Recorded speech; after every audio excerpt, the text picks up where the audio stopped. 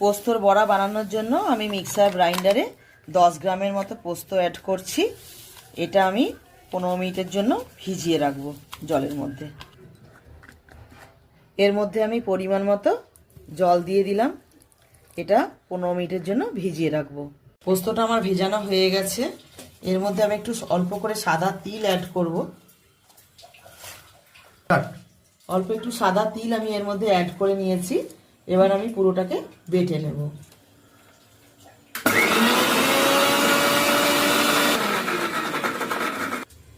পোস্তর বড়াটা আমার বাটা হয়ে গেছে। এবার আমি এটা ঢেলে নেব।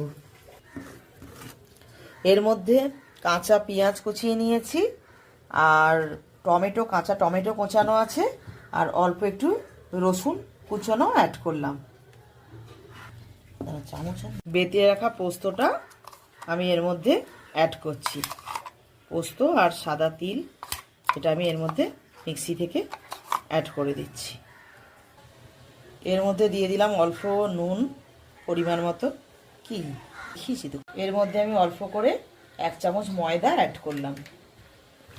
পুরোটা আমি ভালোভাবে মাখিয়ে নিচ্ছি। আমার এটা মাখানো হয়ে গেছে। এবার আমি কড়া গরম করে এগুলোকে ফ্রাই করে নেব। কড়ার মধ্যে আমি তেল দিয়ে নিয়েছি পোস্তর বড়াটা ভাজার জন্য। কড়ার মধ্যে আমি সর্ষের তেল অ্যাড করেছি 4 চামচের মতো পোস্তর বড়াগুলো ভেজে নেওয়ার জন্য। মধ্যে আমি 2 চামচের মতো কর্নফ্লাওয়ার অ্যাড করলাম যাতে বাইন্ডিংসটা ভালো আসে। কর্নফ্লাওয়ারটা দিয়ে এটা আমি আরেকবার ভালো করে মেখে নেব। নিয়ে আমি এবার কড়াতে ভাজতে দেব।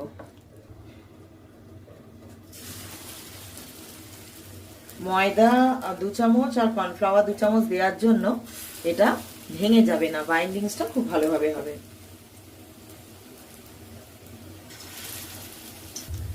আমার কড়ার মধ্যে এবার সবগুলো বড়া দেয়া হয়ে গেছে। এবারে ভালো করে এগুলো আমি ফ্রাই হতে দেব। যদি কেউ মনে করেন কাঁচা লঙ্কা খেতে ভালোবাসেন, তাহলে পেঁয়াজ আর আমি কাঁচা টমেটো যে অ্যাড করেছি আর রসুন কুচো, তার সঙ্গে 2টো কাঁচা লঙ্কাও অ্যাড করতে পারেন। আমার এক পিঠটা ভাজা হয়ে গেছে বড়ার। আমি এবার আরেক পিঠটা উল্টে নিলাম। এবার আমি বড়াগুলোকে নাবিয়ে নিচ্ছি। পোস্ত বড়াটা আমার রেডি হয়ে গেছে, আমি এবার নাবিয়ে নিলাম। আপনারা একবার এটা ট্রাই করে অবশ্যই দেখবেন। আর যদি আপনার এই রেসিপিটা ভালো লেগে থাকে, আপনি আমার চ্যানেলটাকে লাইক আর সাবস্ক্রাইব করতে ভুলবেন না।